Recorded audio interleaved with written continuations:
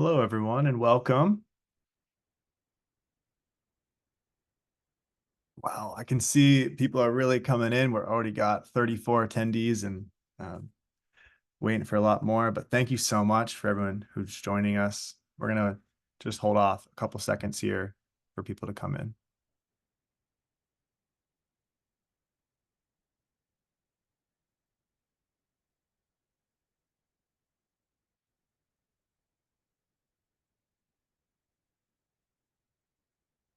Welcome, everyone. If you could please drop in, where you're interning at or, where you're located.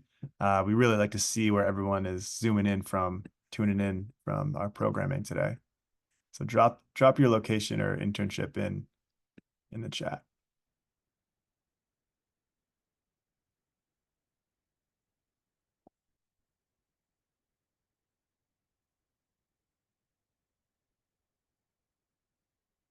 So welcome, everyone. We still have attendees coming in here. It's great. I just want to kind of give a shout out to our future events coming up. We have no in-person events next week, but in 2 weeks from now, we're going to be having our first limited occupancy event. We're going to be going to the gardens, the Coastal Maine Botanical Gardens, in Booth Bay for a guided tour. So make sure if you would like to go to that, that you put in for that. Okay, awesome to see where all of you are coming in from. We're going to start now. So thank you all for being here. And I just really want to say thank you to our sponsors of our webinar series. We have Maine Health, Tyler Technologies, and IDEX. We couldn't do without them. So thank you so much. And thank you to our panelists. I'm going to turn it over to Sophie, a former MCC intern in her own right, but an awesome individual from Maine Public, who's going to be our moderator, and I will have everyone introduce themselves. So thank you so much for everyone who's here, and thank you to our panelists. I'm going to slink back into the shadows now. Thank you all. Hi, everyone. My name is Sophie Wood. I am the project coordinator for community outreach and engagement at Maine Public currently, but I was the MCC intern 2 years ago, so this program does have a special place in my heart.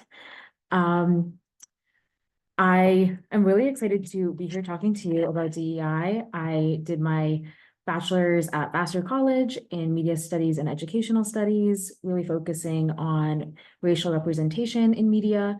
So yeah, that's a little bit about me. Let me hand it over to Alan to introduce yourself. Yeah, thanks so much, Sophie. My name's Alan Fernald. My pronouns are he, his. I am an I&D business partner at Unum Group. I've been at the company for about 3.5 years, and I've worked as a dedicated DEI practitioner over the past 6.5 years. I've had a really eclectic career journey where I've been in a lot of different spaces, but specifically relevant to DEI, I've worked doing diversity recruiting on a political campaign as a campaign manager in Minnesota. I've had a diversity and inclusion graduate fellowship as part of the MBA program that I did. And then more recently, I've been in DEI practitioner roles at Voya Financial and at Unum. So really excited to be here and excited to have this conversation with you and Anusha. Thanks. All right, I'll introduce myself next. Hi, everyone. I'm Anusha Ramanujam. I'm a director of R&D within IDEX Laboratories. A little bit about me. I'm originally from Chennai in India. A place where it's hot, hotter, hottest is how I would describe my hometown. I moved to United States for my master's in electrical engineering. I'm a UMaine graduate. So if there are any UMaine graduates, yeah, I'm one. I joined IDEX as an intern almost 17 or 18 years ago. I can't even remember. I'm that old. But I then, really, I've literally been growing within the company here at IDEX and also part of the DEI Council here at IDEX, as well as a DEI Council member at the Scarborough School System. So nice to meet everyone. Thanks. So I guess we'll get this conversation started. One of our main topics is DEI in the workplace, obviously. So how would each of you define DEI in the context of the workplace? Let's start with Anusha. All right, so DEI, right? So diversity, equity, inclusion, right? The way I see it is it's more of a conscious awareness, I would say, that people can all just come to work and be themselves and feel validated for who they are and really thrive no matter what kind of a diverse background or identity they have, to be able to really foster everyone as they are. So that is DEI to me. It does create a sense of belonging for everyone to be part of that culture and to really succeed in that culture. So, Alan, I don't know, I'm interested to hear your thoughts on it. Yeah, thanks, Anusha. I love that, and I love that you touch on belonging. So when I think about diversity, equity, and inclusion, I really love what Vernee Myers has to say about diversity and inclusion. So she says that diversity is like being invited to the party, and inclusion is like being asked to dance. So I really love that way of thinking about it. And when I think about equity and equitability, I think about making sure that everyone has the resources and information and opportunities that they need to succeed from where they are. So equity and equitability look different for different people. Different people need different kinds of support and accommodations and resources in place to be able to be successful. When I think about it in the context of a workplace, I think it's about an orientation at the workplace, and it's an orientation towards people and deeply caring about your people. And beyond that, it's about celebrating the differences in experience and identity that people have and the diversity of thought that people bring. And so it's really about that kind of people orientation, and does your company think in that way or not, and how is the company intentional about it? So that's how I think about it. So how about you, Sophie? How do you think about it? Yeah, I agree with both of you. I really do love that quote. I hadn't heard that before, actually. DEI was definitely something that, kind of jumping into the next question as well, prioritized, like it was something that was like on my top priority list for trying to find a job. I am only 1 year out of college at this point in my life. So I've only been at my current position for a little over a year. And DEI was really important to me as a person of color that's grown up in Maine my entire life. I just wanted to find a place that I could feel accepted and I could feel like I could be my full authentic self. And so I think that DEI in the context of the workplace for me was making sure that I was at a company that really prioritized acceptance, tolerance, and just like making sure that everyone felt like they could be themselves and not feel afraid to do that. So yeah, that's how I would define DEI. Going on to a little bit about what I was just saying, do either of you believe that it is important to prioritize DEI in the workplace, and if so, why?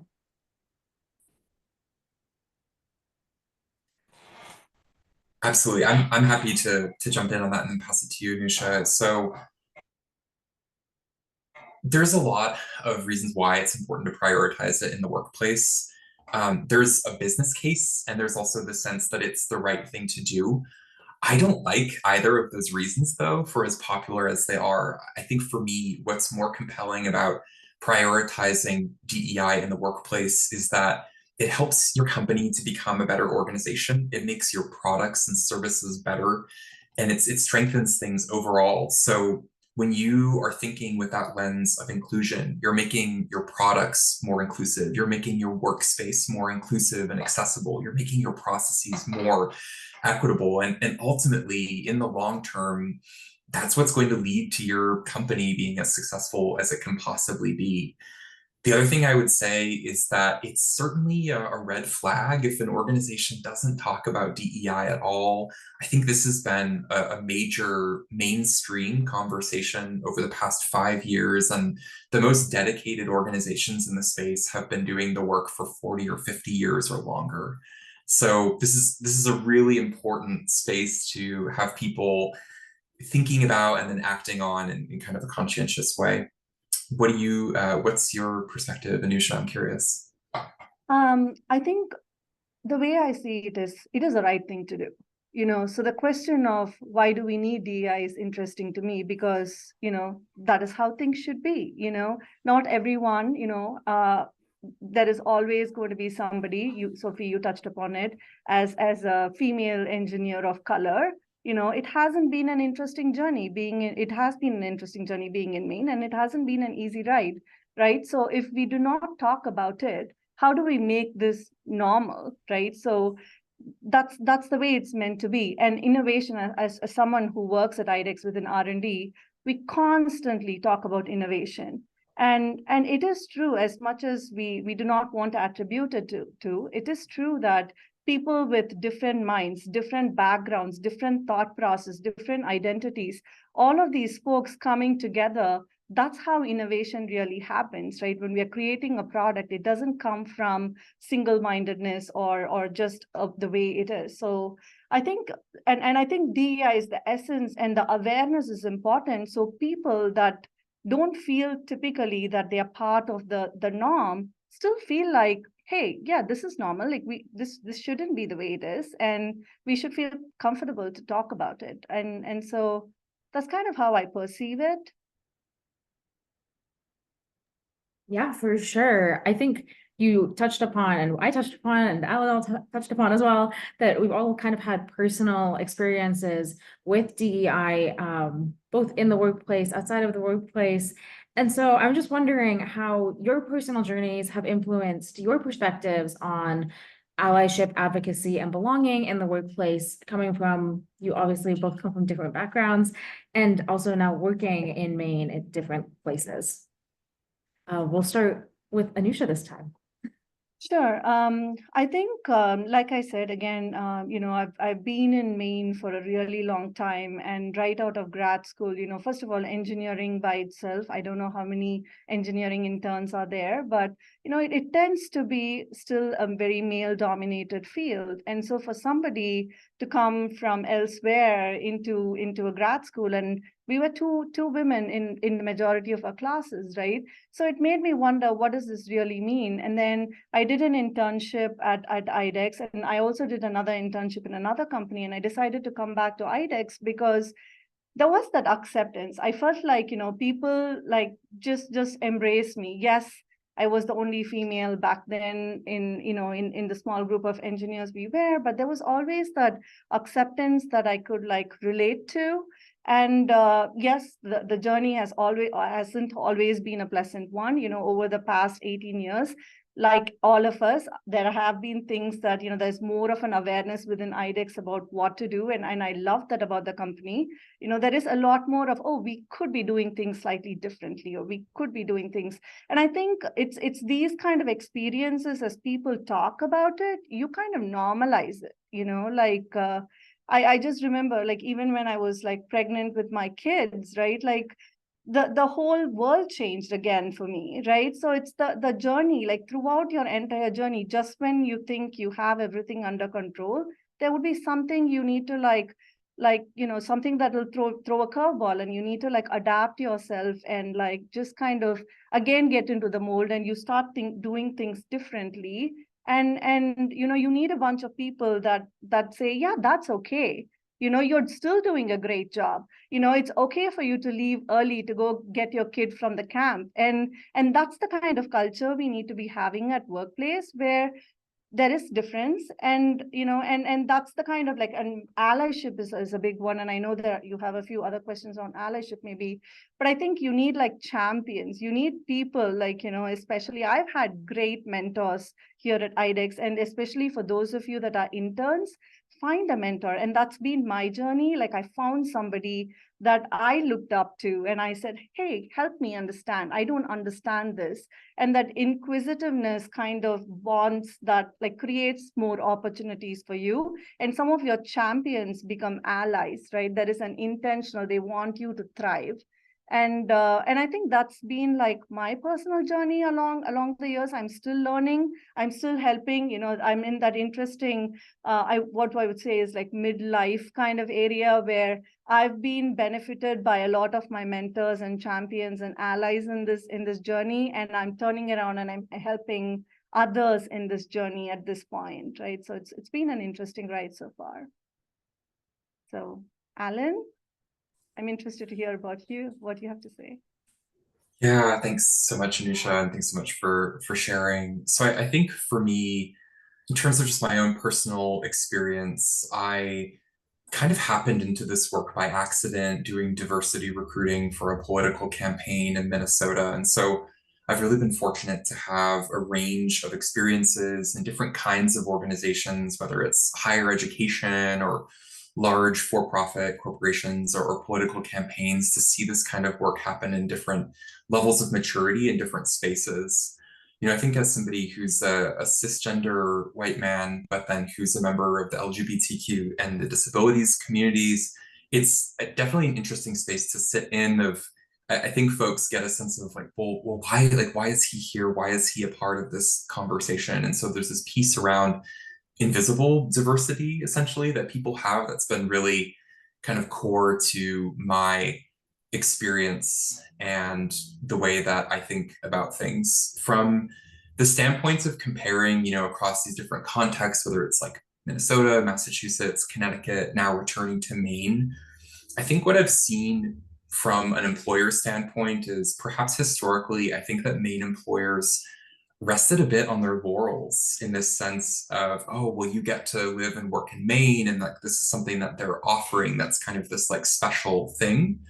And I think especially a lot of leaders that I've seen recently are realizing that that's not enough to offer that to a prospective employee. You need to lead in the DEI space, and you need to be open and public about your leadership in that space and show how you're holding yourself accountable. So I think over the past few years since I've returned from these other places, I've noticed that kind of increased sense of accountability and responsibility, and then leaders being more transparent around what they're doing and how they're holding themselves accountable. So that's just a bit about my experience. How about you, Sophie? What have you seen? I mean, I know you've spoken to this a little bit before, but just anything further you want to add on this one? Yeah, for sure. I mean, my personal journey, I feel like, is just getting started as someone that's definitely younger in the workforce. A little bit about like background about myself. I am a Asian American adoptee. So my parents are white, but I am not white.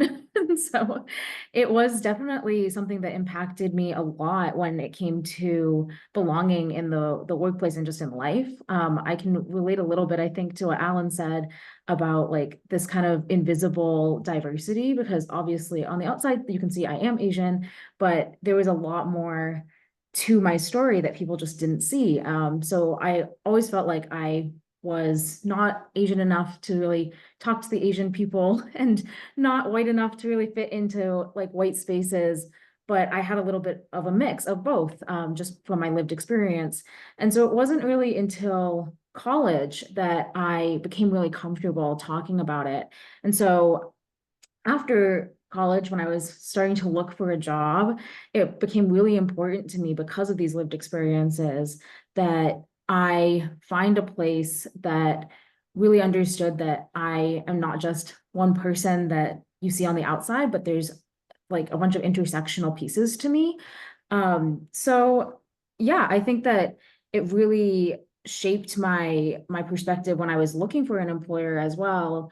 I ended up asking a bunch of questions about what they do for DEI work. And I also have become a lot more comfortable in advocating for myself and advocating for projects that I'm working on that may be a little bit more like, as a young person, I think sometimes we're afraid that speaking up is not going to be heard or well received. And I think that my personal journey and finding like my sense of belonging and really digging into that, like, no, I belong here. I have a place at the table. Like I should be allowed to speak, has really helped with my workplace sense of belonging and DEI kind of stuff. Because again, like as a young person, I think it's really important that you know that you are allowed to speak and you are allowed to advocate for yourself and say, hey, I know that we have different perspectives on this, but why don't you hear my perspective as well? So yeah, we do It's have. interesting that both you and Alan were talking about the invisible kind of, there are other factors. Personally for me, I am right now learning a lot more about neurodivergence and what that could look like and how to look out for it, which is not, you kind of quickly judge people, and there is more to it. We are all so different as human beings. And I think that's also an important thing, if folks are interested in, like, as you're talking about, not every diversity or every kind of, there are so much in that neurodivergence area that I would recommend people to learn about. It's kind of a learning journey for me as well in that space. Yeah, for sure. I think that the conversation about of like surrounding neurodivergence has definitely opened up in the last few years. I didn't know a whole lot about it growing up, but it's definitely something that I learned through friends that are neurodivergent, and it's definitely good to learn about as like another thing about that falls under like the DEI umbrella. Yeah. We do have our first audience question, so I'm going to slightly pivot to that. Someone asked us, how do you create an environment of inclusivity when there's a lack of diversity? For Anusha, although you were one of the few female engineers early on, what made you feel different about IDEX despite the demographic being the same across the industry? That's a great question. I don't know whoever asked it. I think it's honestly, the one area that I look to change right now, and the reason I'm also part of the DEI Council at the Scarborough School is, you want more kids, like, just from the balance, gender balance thing, engineering is an area that is more male-centric, right? And if you think about like 20 years ago, I had this practicality in mind, like that's not something that's going to, like, any company that I go to, it's not like I'm going to find a lot of people that look like me or, that are more representative like me. But what I got at IDEX is I had a great set of coworkers, a great manager, I had like, the entire leadership chain, like, I started within the operations department back then. They always made me feel welcomed, always welcome my ideas. And Sophie touched upon it, right? Even when I was an intern and I said, hey, I want an opportunity to do this other project, like, I was still doing my master's and I'm interested in this particular fuzzy logic kind of a project. Can you give me an opportunity to do it? And they always like accommodated what I was looking for. And so that kind of made me feel like, hey, my voice is being heard, like they value me. And I think when you feel like you're being valued, like, and you had opportunities to present your work, to talk about your work, to ask questions. I love that about IDEX. Like no matter which part of my career I was always encouraged to ask questions, right? Like ask questions. And I think that was like a welcoming culture for me, right? So yes, there weren't a lot of people that look like me. However, they still made me feel part of that, right? We would have these pizza lunches on Wednesdays where it was just fun, where I would tell them stories about like where I came from. And I would hear a lot more about what they had to say about Maine and Maine winters. And I would like describe how like I saw snow for the first time and I was like outside my apartment 3 days in a row after seeing snow. Like people were willing to listen to me, and that mattered to me. And so here I am 17 years after, still at IDEX. And that's the kind of things you should be looking for in a workplace is like, do you feel like you belong? Do you feel like you're being included? And with that, diversity almost follows it, I think. I hope that was okay. Yeah, totally. You kind of touched upon this a little bit, but our next question is, what strategies have you found most effective in creating a sense of belonging at your place of work? I will pass it over to Alan for this one. Yeah, thank you. Just to go on the audience question, this is also related. I think there's a piece where you have to be looking at both talent and culture. So it's not enough to hire underrepresented talent to increase the demographic diversity of your organization. You also have to retain that talent and have a culture that they want to be a part of. So I would look at like inclusive leadership training, inclusive meeting facilitation, and thinking about how you're recruiting, having partnerships, like for example, with historically Black colleges and universities, historically Hispanic serving institutions, and community partnerships as well as you're thinking about recruiting. In terms of creating a sense of belonging at work, I think that in order to have belonging, you have to have inclusion. And in order to have inclusion, you have to have psychological safety. So I would say if you see that an organization has affinity groups, they're often called employee resource groups. That's like a green flag for you to be looking for. And especially if those have strong membership bases and executive sponsors. I would also be looking to what leaders and managers say at the organization. So do they talk about DEI topics on a regular basis? Is this something that feels a little bit more like a bolt-on and something they're adding at the end versus is it an integrated part of everything they do? So I think looking at how leaders show up and looking at what are the structures and resources that are in place to support employees gives you a lot of information about the commitment to DEI, but then also how much of a sense of belonging folks feel. How about you, Aisha? What do you think on this one? You touched upon it, like, the employee affinity groups, we call it employee-led communities, and I think that one is key. I think, like, we have a couple of which I'm a part of. Shades is one, IDEX Together, which is like women in leadership kind of a forum. Then we have Pridex as a community, IDEX professionals. We have a geeks community. We have several like employee-led communities, which are like, depending on your passion and where your heart is at, you could pick something that you're passionate about, and you can find like-minded people that are passionate towards goals. And to me personally, I was part of the DEI Council 5 years ago, and over these 5 years, I've seen how these like employee-led communities have like really blossomed and really thriving and like creating that space of belonging for people. And I think it can also be within your teams, right? Like you may find a couple of you to join and go for a walk. There's always these little, like, we've started more recently this tea club within my department where we meet Friday afternoons. And if you're interested in tea, I'm really not a coffee drinker, so I had to join something that I could be a part of. And those are little things that can, get folks what they I think they need. Yeah, totally. I very much agree with that. I think in my own personal ways of finding belonging at my place of work, it really started with just finding a friend and finding someone that I could share little pieces of me. And obviously that goes at a different pace for everyone because not everyone is super comfortable talking about the parts that make them unique, the parts that make them a little bit different.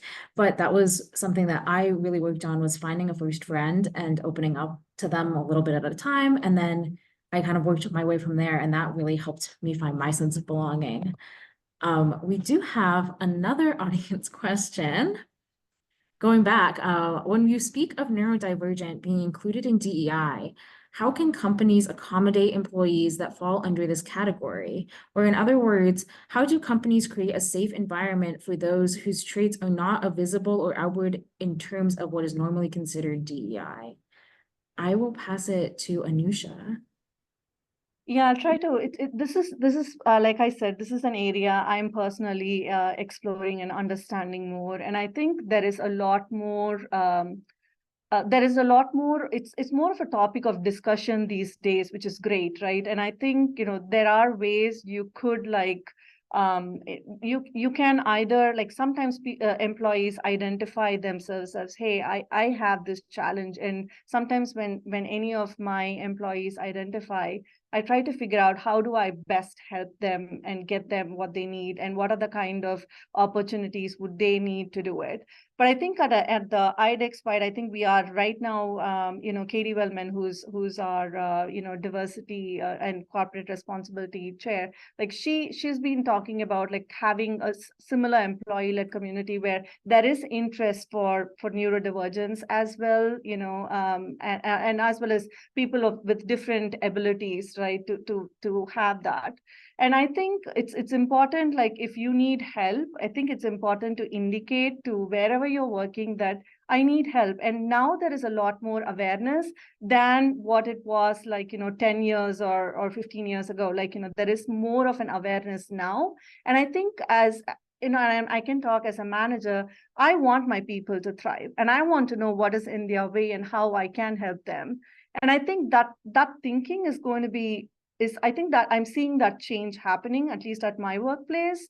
So I think that's just how I feel about that topic. I don't know if anyone else have anything to add to that. I'd love to add to that a bit. That's fantastic, Anusha. I'm really glad to hear that.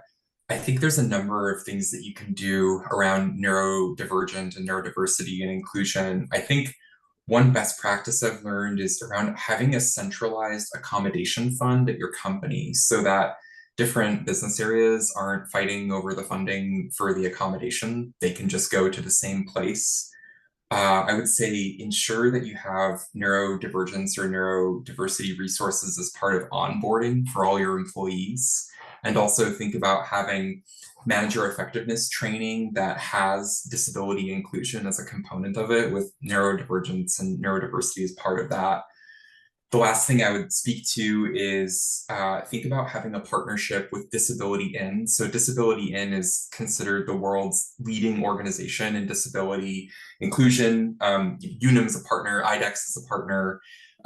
So think about that organizational partnership. They have an annual conference, which is absolutely phenomenal. It's such an energizing place to go. So send people to the Disability In conference. Send your leaders, not just your DEI team, but send your leaders and send your people managers to the Disability In conference and have them learn more about neurodivergence and disability inclusion. It's so energizing and so impactful.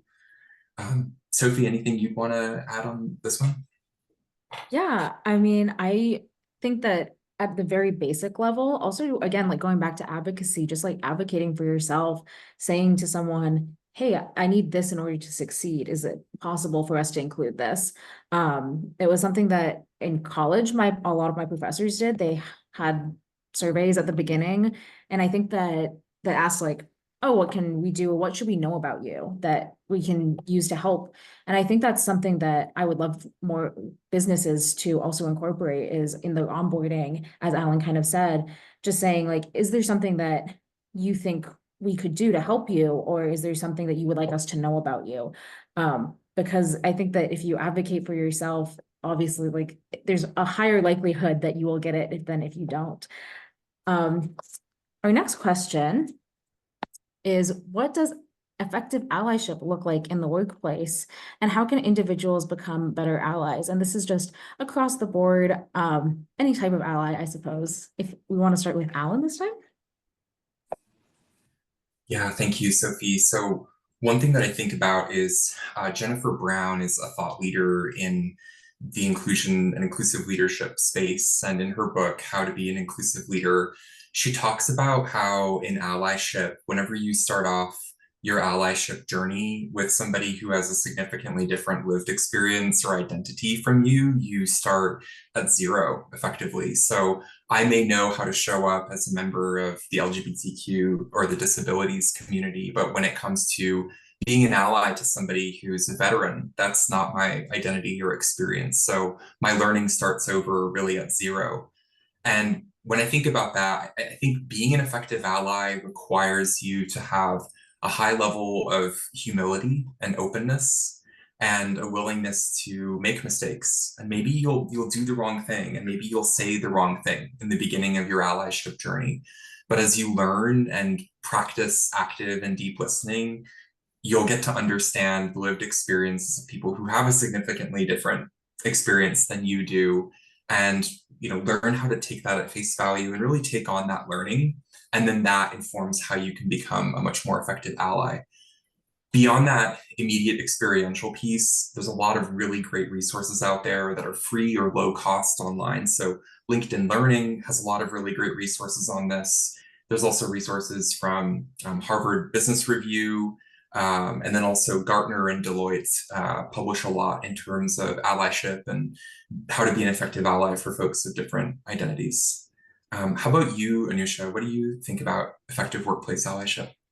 I'm just going to share some, Alan, the thing around humility, I think that resonated with me because that's absolutely true, right? Like, when someone is a good ally, they come across really humble and they create the spotlight on someone else. To be able to create the spotlight on someone else is not an easy thing to do.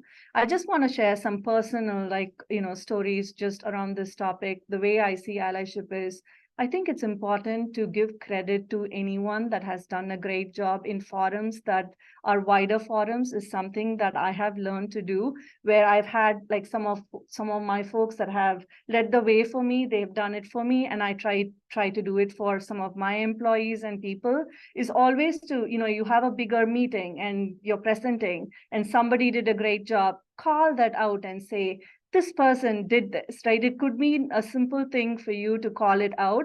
When you are in a position of power, that's when you need to really use that position of power to really empower somebody else, because they will remember that throughout their career. A couple of examples I want to share personally in my journey, a couple of my senior leaders did to me. One is, we attended this external conference and one of my EVPs said, we were launching a product. I attended, this is more recent of this year, and he said, Anusha, I want to take a selfie with you, with this background. And he used it in a town hall, and I wasn't even there in that presentation in which he shared. And I'm going, wow, nobody's ever done that to me, right? I'm going to remember this throughout. Yes, we all take selfies, but to kind of give credit in a way that's very subtle and that will stick with people, right? And I was like, wow, this person's really sharing what the work that I do. And another one is somebody who's in a much better, he's more of a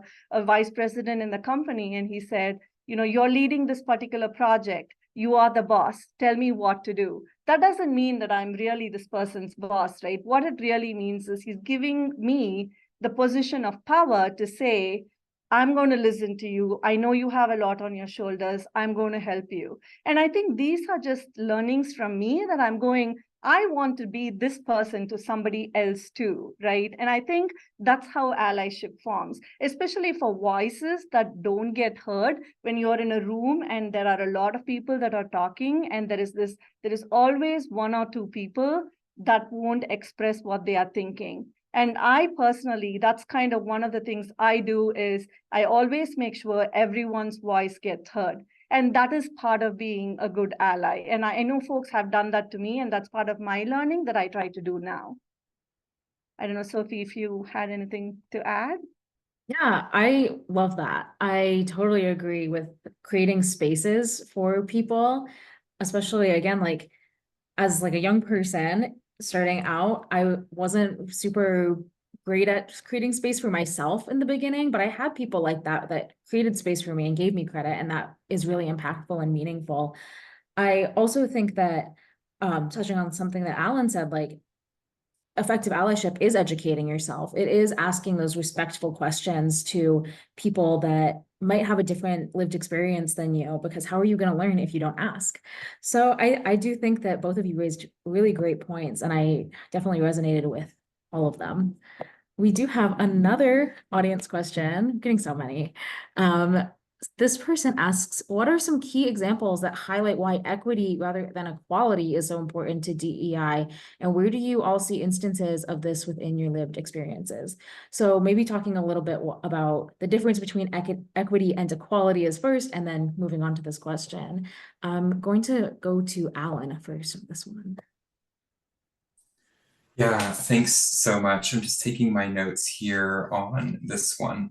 I think my kind of immediate response to this is equality has more to do with a kind of fair treatment, a kind of same treatment, and it makes assumptions about the kind of resources and information and opportunities people need to succeed, that you can provide that and have it be the same or similar and ensure that everyone is successful in that way. And that, I think, is it's really a faulty assumption. So planning for equity looks really different, because maybe it means that in order to make your hiring process for a role more equitable, you need to think about having it be read aloud, like text to speech for somebody who is blind, right? That could be part of its accessibility, but it's also increasing the equitability of the job posting.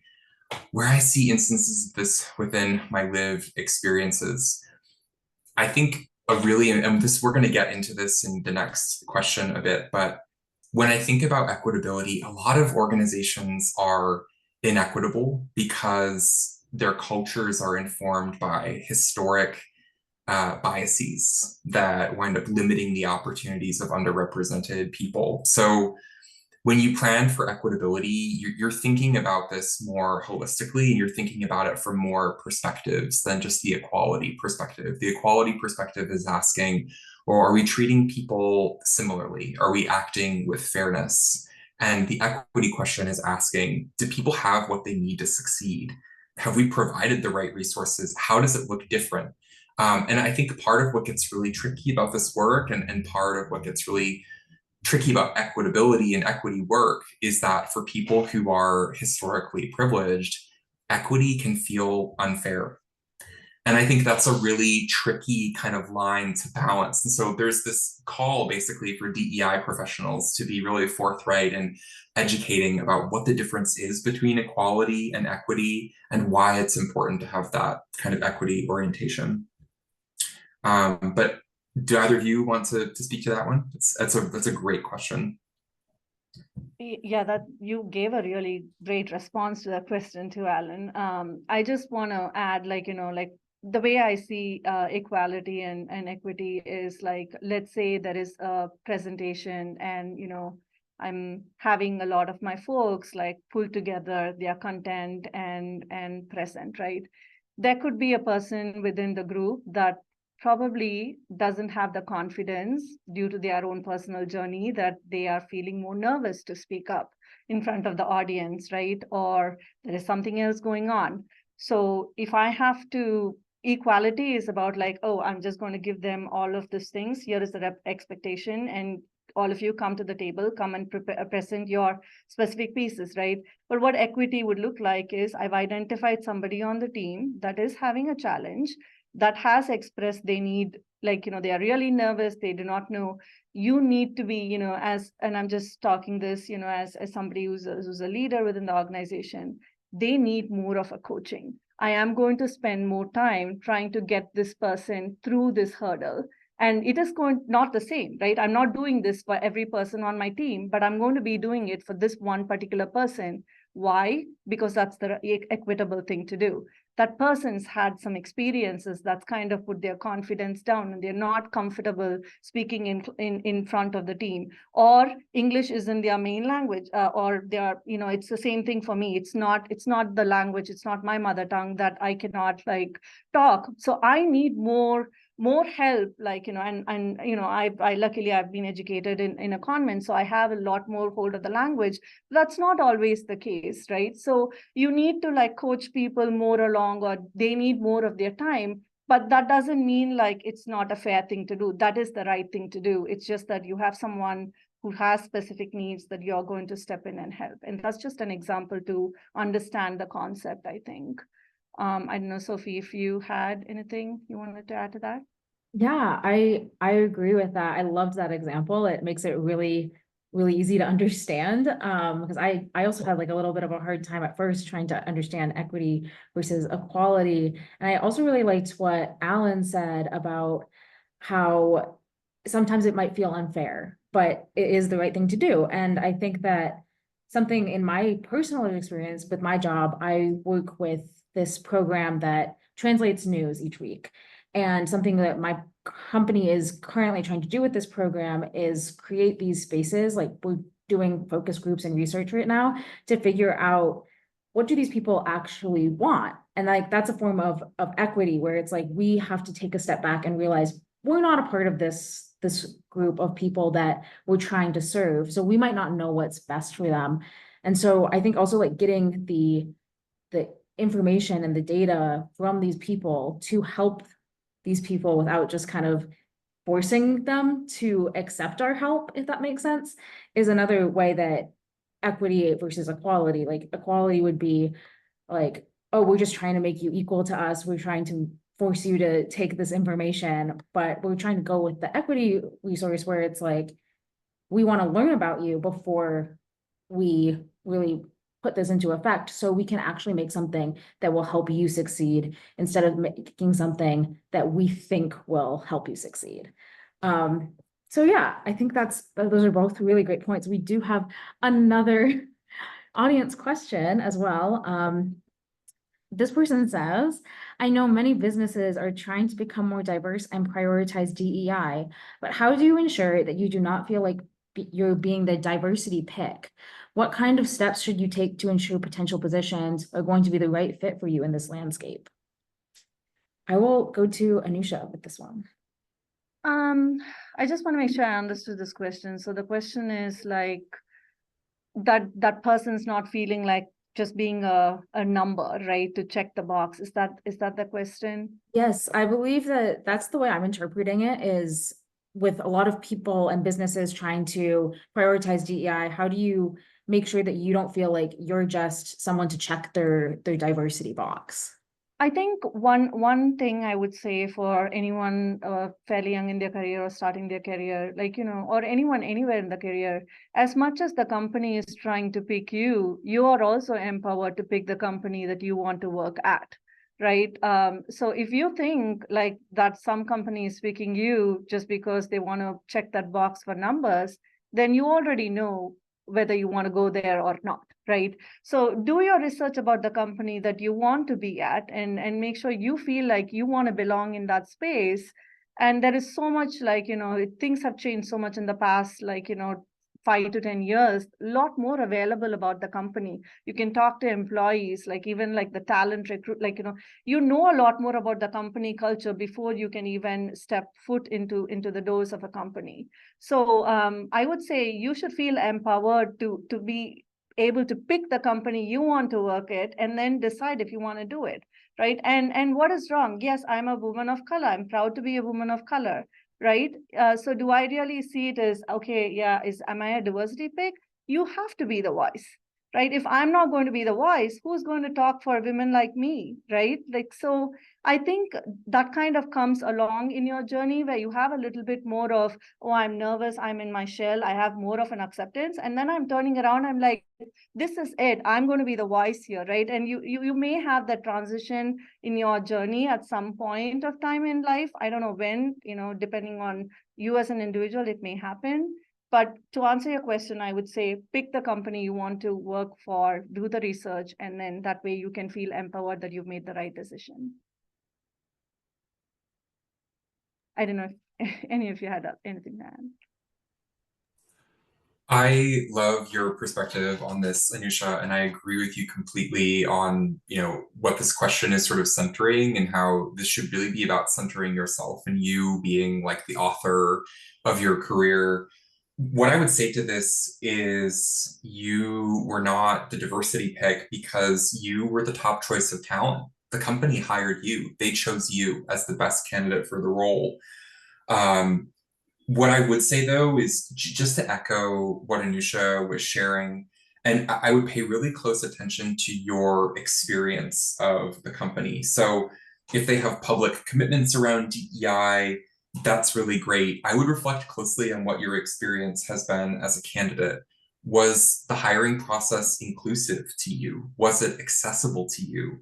Were the questions that you were asked in the interviewing process appropriate for the role? Did you feel included along the way? Really, how were you treated? Because the way that the talent acquisition process the way that you experience that is going to give you so much valuable information about the company and the extent to which they walk the talk on their DEI work versus represent themselves as potentially being more mature in that space than they are. Sophie, did you have anything you wanted to add on this one? Yeah, I agree with you both again, what you're saying, but I think also don't be afraid to just outright ask. Every interviewer at the end will say, do you have any questions for us? And one of my questions that I always ask, or I guess I have a job now, but I always asked was, can you give me some examples of how DEI plays a role in your organization? If they can't give you examples, then you probably know it's probably not a great fit for you. But if they can give you comprehensive examples, then you can base a lot off of what are those examples? Do I feel like these are good things that they're doing? And I feel like I can actually belong in my workplace if I chose this place to work at. And I do agree with Anusha. You have totally like the right to pick your workplace. It's not just them picking you, it's also you picking them. So I'll move on to our next question. What steps can organizations take to increase representation of underrepresented groups in leadership roles? We'll go to Anusha on this one. I think, like I said, over the past 5 years, there's a lot more awareness on this topic, and I think companies are more thinking around this space. I have a lot. Most of my career experience comes from IDEX, so I can talk from that perspective. As you're researching about companies, like some companies publish, publicly, you have what their corporate social responsibility report is, or and I think Alan touched upon it. There is information about the company that's available out there. So what they do is, at IDEX, there is a commitment to increase women in leadership that I have seen over the past, 3 years or so. There is more of an intention, as part of the recruiting, the talent and recruitment, and that's also another area where people tend to focus and say, okay, we are slicing, and if you look at IDEX's social responsibility report, you can see these numbers laid out there for everyone to see. And the company is actively not just publishing, but also looking to see, okay, how can we move the needle in this? And I know a lot of thought process in the way the interviewing, and I think Alan touched upon a lot of great points about how recruiters are thinking, how they are creating that pipeline of talent pool. And also, we used to have this term called, oh, is this person a good fit? I'm so glad this used to be part of what we did at IDEX many years ago when I started. That's not there anymore, because when you bring in the word fit, it means that you kind of are going to pick somebody that's just like you, right? That's not even being used anymore. And now we look at competencies and how can we bring the right people and the right competency, and how can we have a diverse pool of candidates to select from. And we are going to different conferences to kind of, to go after some of the underrepresented communities, and how can we really bring some of them to be interested in our ventures is kind of areas that I would say we are doing at IDEX. And again, maybe Alan, you have a lot more insight. I'm not very much in the recruitment space, so but you probably have a lot more insight into some of that. Thanks so much, Anusha. I completely agree, and I'm really glad that you mentioned that. I meant to speak to this in my previous answer. So I think, culture fit and the right fit, I think that this can be problematic and dangerous language, because essentially what you're saying is, well, we want people who think like us. We want people, it's sort of an anti-diversity of thought when it comes down to it. And so what's really important to think about is, how is this person going to be a culture add? What is the difference in perspective they're going to bring? What are the insights they're going to bring, from the unique perspective that they had and that they have? And even, how are they going to challenge us? How are they going to challenge our culture to become better? In terms of this question on the steps that organizations can take to increase representation of underrepresented groups in leadership roles. So from what I've learned from Harvard Business Review and Deloitte, the two most important levers that organizations can pull are sponsorship and high visibility projects. So sponsorship is different from mentorship and coaching. Sponsorship, it's what honestly you were talking to earlier, Anusha and Sophie, about people who are going to talk about underrepresented talent at meetings that they're not in, at tables that they're not at, and people who often have, privileged positions and influence and power in an organization to advocate for underrepresented people. That is such a critical accelerator for career success. If you can't do sponsorship, then high visibility projects are really important. That's creating that visibility across the company and to leaders for that underrepresented talent. And if you can't do sponsorship or high visibility projects, that's really challenging. But I would say that ensuring that that underrepresented employees get really strong access to coaching and mentoring can be critical in helping folks to be more successful and achieve the career outcomes that they're looking for. And that is ultimately best for the company. So that was a lot. Sophie, did you want to add on this one? I think that you both summed it up really well. I also am not in a position of leadership. And I've only been at my company for about a year, so I don't have a whole lot to add onto that one, but we are getting close to time. So I'm going to jump around a little bit, move to our last question, because I do think that it is something that our interns will probably like to know. As interns look to move to full-time employment and start their professional careers, what should they look out for, both positive and negative, as they search for jobs? I'm going to move to Anusha for that. Okay. I think we've discussed several of these aspects, right? When you are being an intern, you get a glimpse of the world, the culture that you are in, and then assess, is this the kind of culture you want to be working, at?